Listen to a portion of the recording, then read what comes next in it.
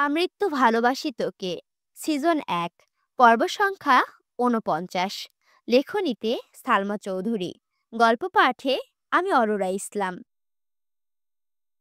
তানভীরের গান শুনে আবির ঘাড় ঘুরিয়ে তাকিয়েছে। হেলমেটের আড়ালে আবিরের অভিব্যক্তি বোঝার উপায় নেই, তবুও তানভীর গান বন্ধ করে দিয়েছে। ফাঁকা রাস্তা, নিরিবিলি পরিবেশ, দুপাশে সারি সারি গাছ। আবির আচমকা এক হাতে হেলমেট খুলে সাইডে রেখে গাইতে শুরু করলো। এসেছি তোকে নিয়ে ফিরবো বলে, মনেরই পথ চিনে আইনা চলে, তোর ছেড়ে জ্বর বুকে ছাড়ে না, পারছে তোকে ছাড়া না রে না। আবিরের কণ্ঠে গান শুনতে তানভীর আশ্চর্য নয়নে তাকিয়ে আছে। তানভীরের বাইকের গতি কমে গেছে। তানভীর ভাবছিল আবির রাগ করবে, অথচ আবিরও গান গাইছে। তৎক্ষণাৎ তানভীর নিজের হেলমেটও খুলে ফেলেছে। বাইকের স্পিড বাড়িয়ে আবারও আবিরের দিকে সমান্তরাল গিয়ে আবিরের সমস্বরে গান ধরল। অনেকটা পথ দুই ভাই একের পর এক গান গাইতে গাইতে অবশেষে তানভীরের নানা বাড়ি পর্যন্ত চলে আসছে। বাইকের শব্দে মেঘসহ বাকি কাজিনরাও বাড়ির ভেতর থেকে দৌড়ে বেরিয়ে আসছে। তানভীরকে দেখেই মেঘ আহ্লাদে কণ্ঠে ডাকলো, ভাইয়া। ই আসছে দেখো ঢং করতে। ৭ দিনে একবারও ভাইয়ের কথা মনে পড়েনি, নিষ্ঠুর কথাকার। মেঘ হেসে বলল, কেমন আছো ভাইয়া? আলহামদুলিল্লাহ ভালো। তুই কেমন আছিস? আলহামদুলিল্লাহ ভালো। তানভীর বাকি কাজিনদের সঙ্গে গল্প করতে করতে বাড়ির ভেতরে চলে গেছে। কাজিনদের পছন্দ মতো খাবার নিয়ে আসছে তানভীর, সেগুলো সবাইকে দিচ্ছে।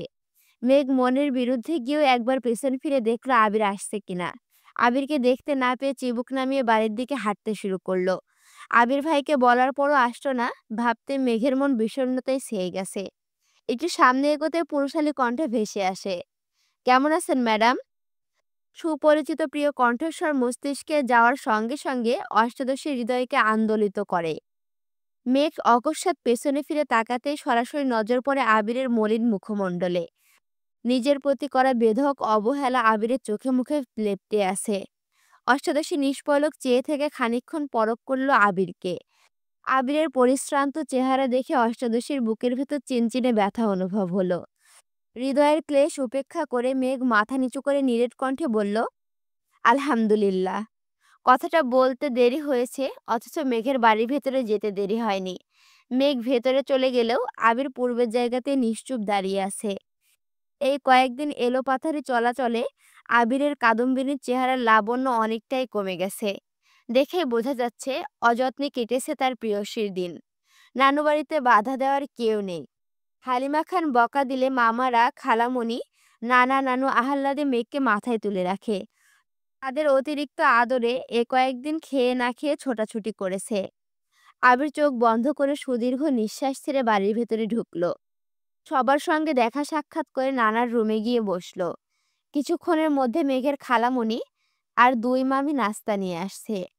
আবির তানভীরের পছন্দ মতো পিঠা, আরও অনেক খাবার।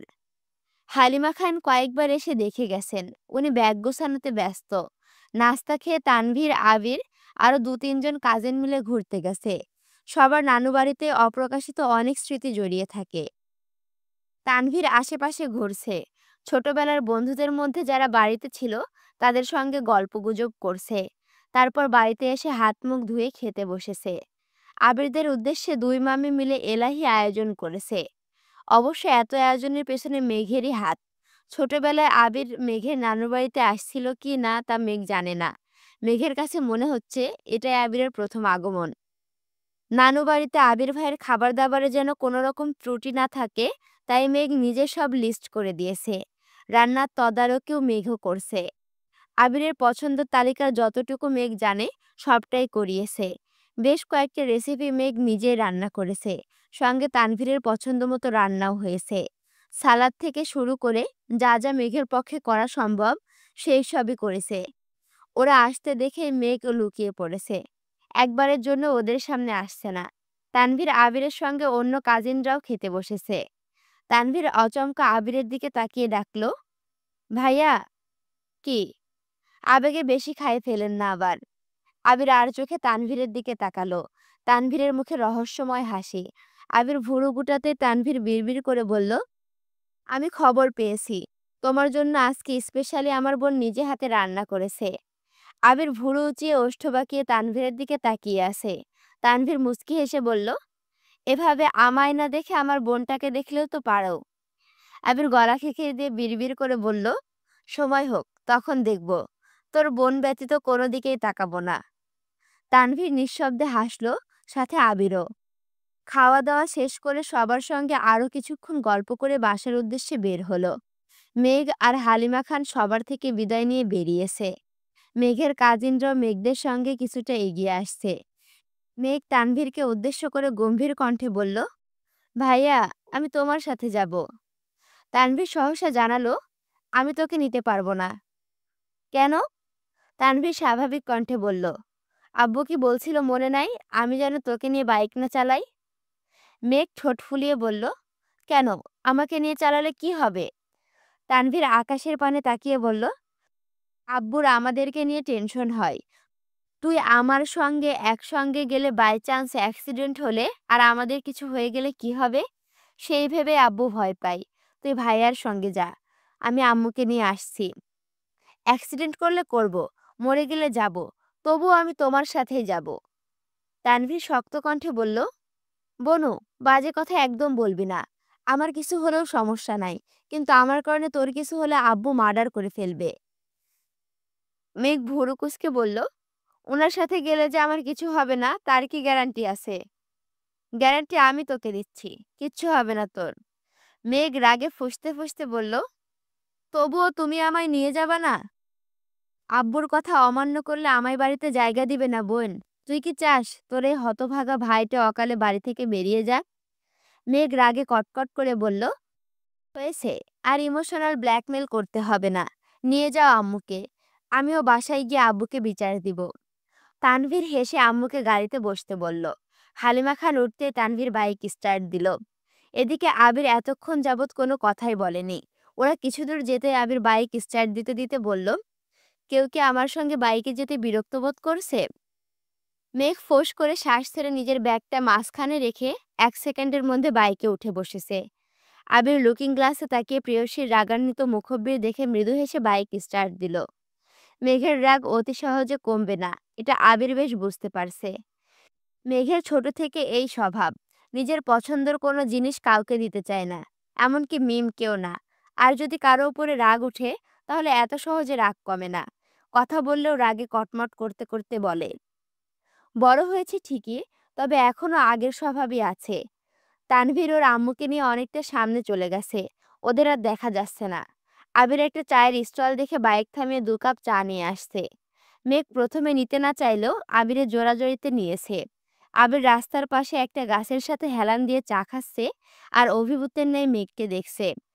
রাগের কারণে মেঘের মুখ ফুলে আছে, থুতনিতে কেমন যেন একটা ভাঁজ হয়ে গেছে। আবির চুল থেকে শুরু করে পায়ের কনিষ্ঠ আঙুল পর্যন্ত নিরীক্ষণ করতে করতে চা শেষ করলো।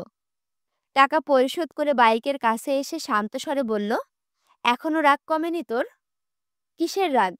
আমার কারোর উপরে কোনো রাগ নেই, তা তোর চোখেই ভাসছে। মেঘ চোখ তুলে তাকাতে আবির মুচকি হাসল, কিন্তু মেঘের চেহারা অপরিবর্তিত। মেঘ চিবুক নামিয়ে কর্কশ গলায় বলল, আপনি কি আমায় বাসা পর্যন্ত নিয়ে যাবেন? যদি না নিয়ে যাই তাহলে কি করবি? বাস বা অন্য কিছু দিয়ে চলে যাব। সত্যি? সত্যি। তুই কি আমায় একা ফেলে চলে যাবি?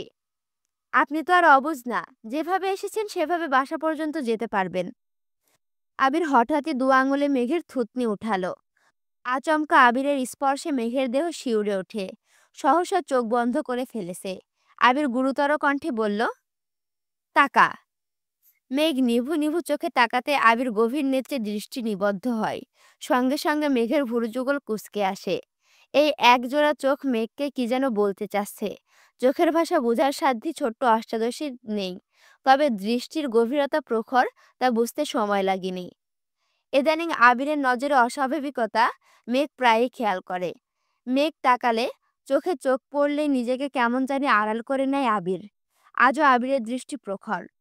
অষ্টাদশীর আখি জোড়াও আবিরের চোখে নিবদ্ধ হয়ে আছে, পলক ফেলছে না কেউই। আবির হঠাৎই নমনীয় কণ্ঠে বলা শুরু করল, আই এম সরি মেঘ। দিনকে দিন আমি মানুষটা বড্ড পাষাণ হয়ে যাচ্ছি। মাঝে মাঝে নিজের স্বার্থ ছাড়া কিছুই ভাবতে পারি না। মানুষ মন থেকে খুব করে কিছু চেয়ে যখন সেটা পায় না, তখনই তার দুনিয়া এলোমেলো হয়ে যায়। সেই জিনিসটা পাওয়ার জন্য আবেগ, অনুভূতি বিসর্জন দিতেও দুবার ভাবে না। আমার অবস্থা এখন তেমনই। আমি জানি তুই এইসবের কিছুই বুঝবি না। তবুও কেন জানি তোকে বলতে ইচ্ছা করছে। তোর সাথে সেই দিন একটু বেশি বাড়াবাড়ি করে ফেলেছি। যদি সম্ভব হয় আমাকে ক্ষমা করে দিস। আমি তোর খারাপ চাই না কখনো। কিন্তু আমার ভালো চাওয়াগুলোও কেমন জানি খারাপ হয়ে যায়। আবিরের প্রথম কথাগুলো শান্ত স্বরের হলেও শেষ কথাগুলো বলতে গিয়ে আবিরের গলা ভিজে আসছিল। একদিকে আবির ভাইয়ের স্পর্শ, শীতল কণ্ঠে বলা কথাগুলো অষ্টাদশের হৃদয়ে 7 দিন যাবৎ জ্বলজ্বল করা তীব্র অনলকে মুহূর্তেই নিভিয়ে দিয়েছে। আবিরের বলা প্রতিটা কথা অষ্টাদশের হৃদয় স্পর্শ করেছে। আবির কোনো বিষয়ে আপসেট, এটা বুঝতে বাকি নেই মেঘের। আবির ভাই কিছু চেয়ে পাননি, এটা খুব স্পষ্ট। তবে কি চেয়েছিলেন তিনি? কেনই বা পাননি? সেই ক্ষোভ কেন মেঘের ওপরে ঝাড়েন? সব প্রশ্নের উত্তরই অজানা। আবিরের চোখ লাল হয়ে যাচ্ছে, চোখে পানি জমতে শুরু করেছে। আবির ঢোক গিলে মেঘের থুতনিতে রাখা নিজের আঙুল সরিয়ে অন্যদিকে তাকিয়ে ঠান্ডা কণ্ঠে বলল, আমি আসছি একটু। মেঘ স্তব্ধ হয়ে আছে। আবির কোথায় যেন গেছে। মেঘের মনের প্রশ্নটা ঘুরপাক খাচ্ছে। একবার ভাবছে জিজ্ঞেস করবে, আবার মনে হলো আবির ভাই কিছু বলার পাত্র নাই। জিজ্ঞেস করলেও আশানুরূপ উত্তর পাবে না। তাই অষ্টাদশীর মনের গহীনে উদ্দিত প্রশ্নগুলোকে সেখানেই চাপা দিয়ে দিয়েছে। তবে আবির ভাইয়ের একটা জিনিসই বরাবরই অষ্টাদশীকে আকৃষ্ট করে। আবির যেমন রাগ দেখায়, একটা সময় পর মেঘকে নিজেই সরি বলে। তবে এবার অষ্টাদশীর মন এত সহজে গলবে না। আবিরের রাগ দেখাতে পারলে অষ্টাদশীও রাগ দেখাতে পারে, তবে সম্পূর্ণ অন্যভাবে। কিছুক্ষণ পর আবির আসছে। ভেজা চুল ঝেড়ে হেলমেট পরে নিয়েছে। কথা না বলে বাইক স্টার্ট দিল। মেঘ পূর্বের ন্যায় বাইকে বসেছে। সম্পূর্ণ রাস্তা কেউ কোনো কথা বলল না। বাসায় এসে যে যার মতো রুমে চলে গেছে। সময় চলছে নিজের মতো, সেই সাথে সবাই সবার মতো দিন কাটাচ্ছে। নানু বাড়ি থেকে ঘুরে আসার পর থেকে মেঘ অনেকটাই স্বাভাবিক হয়ে গেছে। আবিরের কথা ভেবে মন খারাপ করে ঘরে বসে থাকে না। মিম আদির সঙ্গে আড্ডা, ছাদের গাছগুলোর যত্ন নেওয়া, ভার্সিটি, ক্লাস, বন্ধুদের সাথে গল্প সব নিয়ে ব্যস্ত থাকে মেঘ। আবিরও নিজের কাজে ব্যস্ত। আলী আহমদ খান বেশ কিছুদিন যাবৎ অফিসে যাচ্ছেন। তবে মিটিং থেকে শুরু করে বেশিরভাগ কাজ আবিরই করে।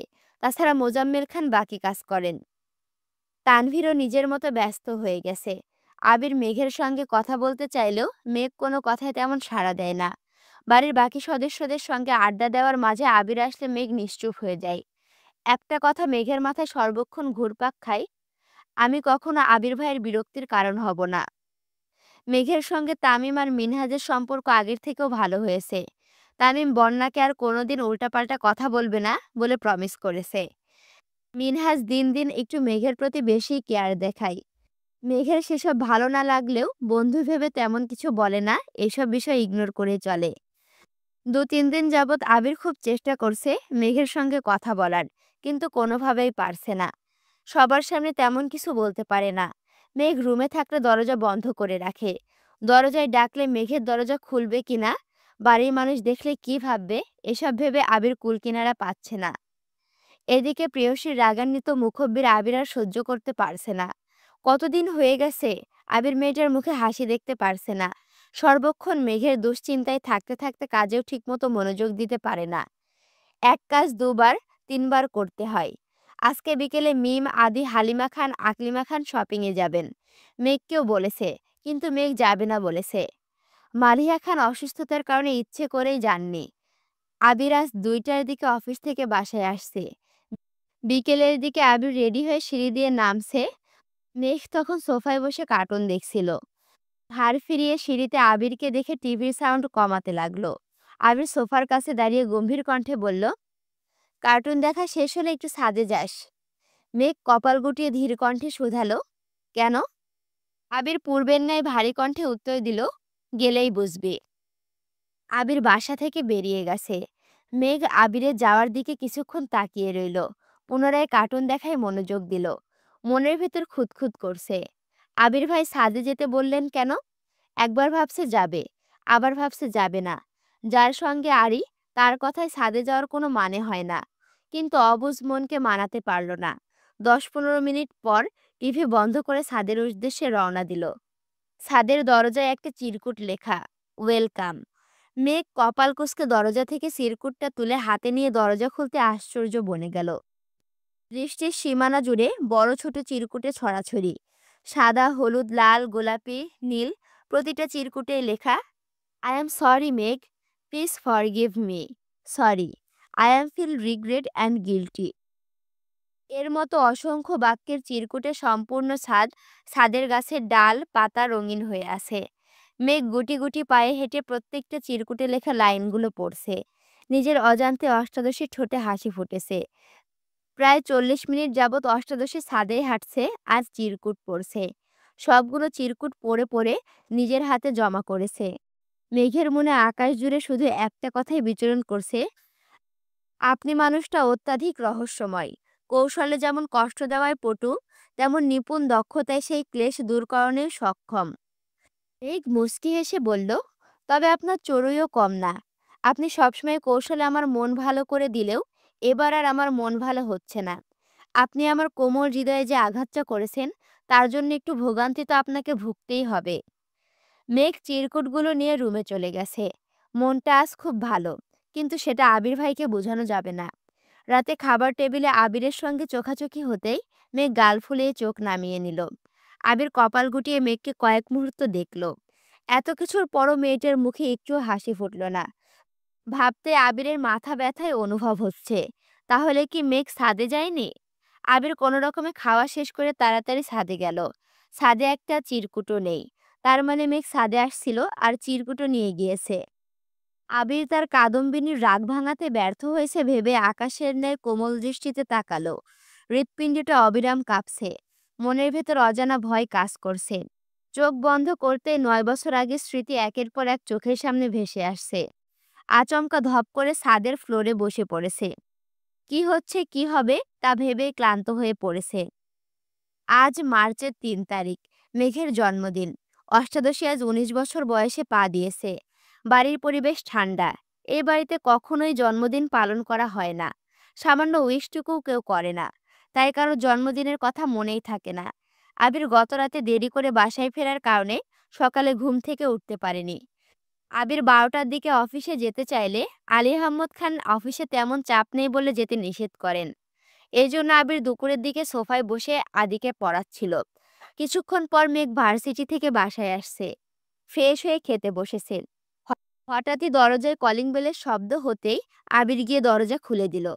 ডেলিভারি বয় জিজ্ঞেস করলেন, এখানে মাহাদিবা খান নামের কেউ আছেন?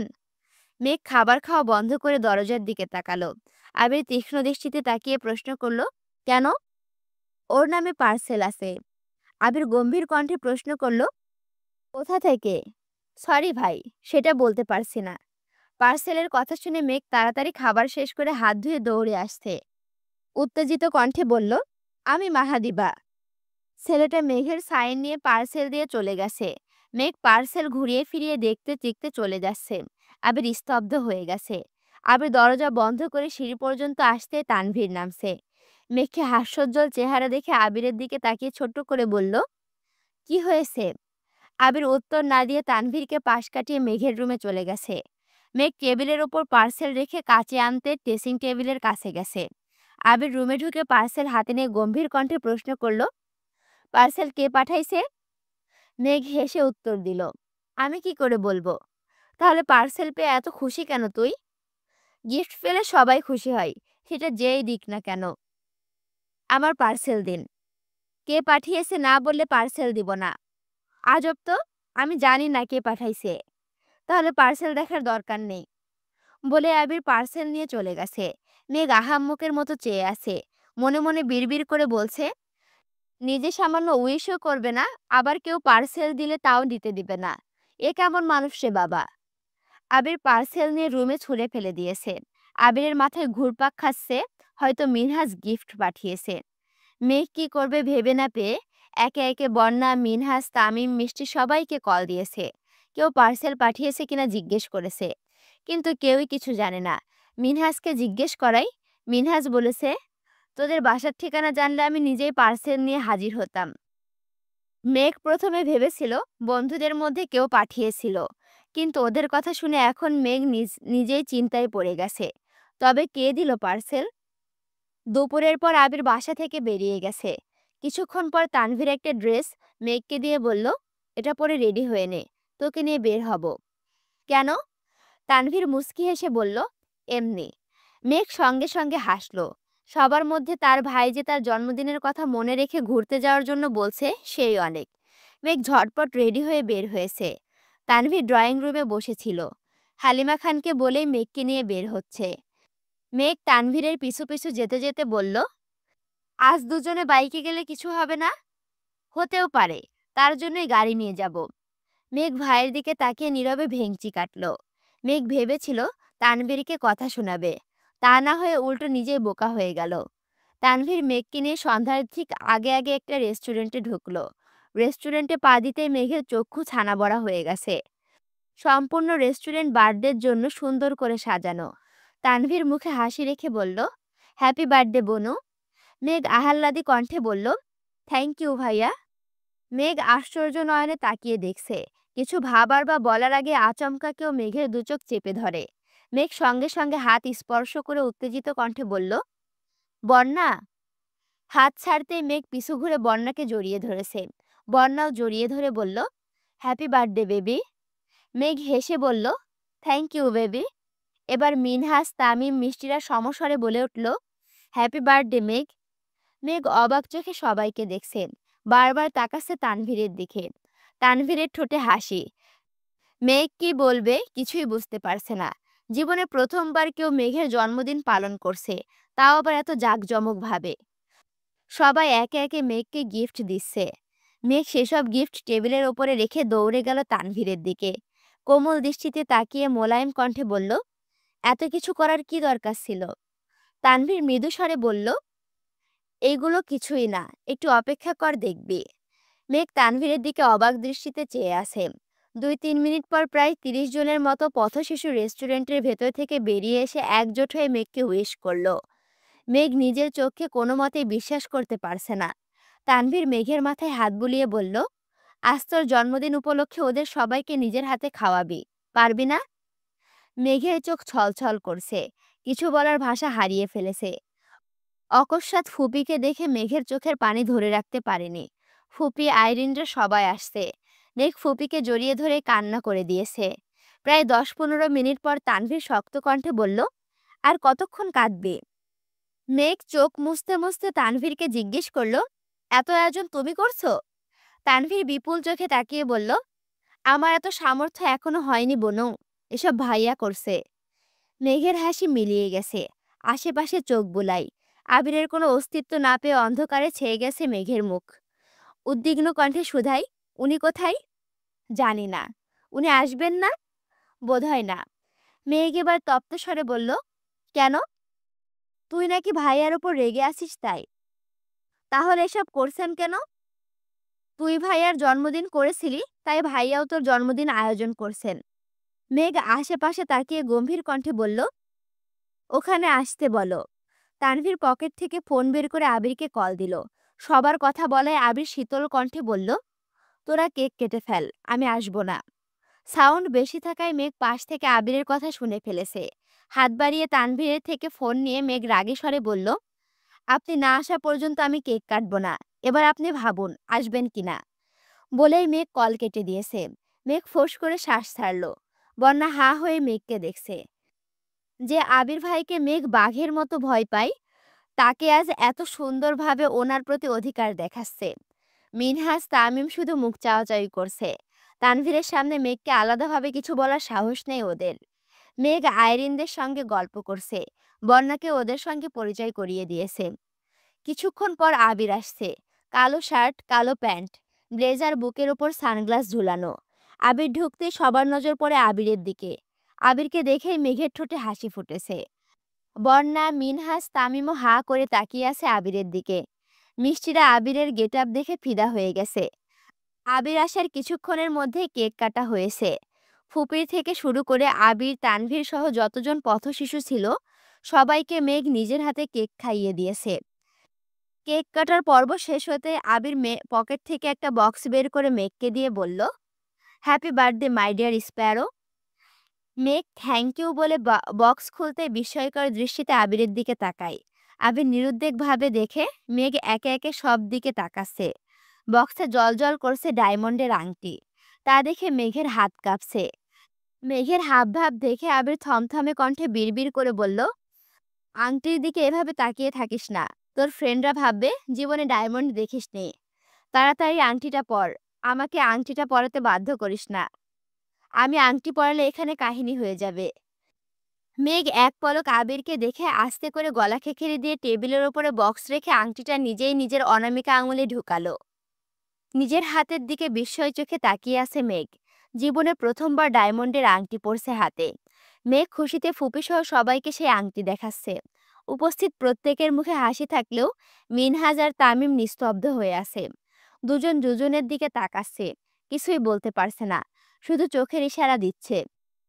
সবটা যে আবিরের পরিকল্পনা তা বোঝার ক্ষমতাও তাদের নেই। মেঘের জন্মদিনে ছোটখাটো সারপ্রাইজ দিবে এটা আগে থেকে ভেবে রেখেছিল আবির, কিন্তু আজ মেঘের নামে পার্সেল আসার পর সেই চিন্তা মুহূর্তেই বদলে গেছে। বাসায় বসে সব পরিকল্পনা করেছে। দুপুরের পর মার্কেটে গিয়ে মেঘের জন্য ড্রেস কিনে তানভীরকে দিয়ে পাঠিয়েছে। তানভীরকে দিয়ে বন্যাকে কল দিয়ে ইনভাইট করেছে। সেই সঙ্গে বন্যাকে দায়িত্ব দিয়েছে মিনহাজদের বলার জন্য, এবং অবশ্যই যেন সবাই আসে। বন্যাও তানভীরের কথা মতো সবাইকে বলেছে। ফুপিদের আবিরই জানিয়েছে।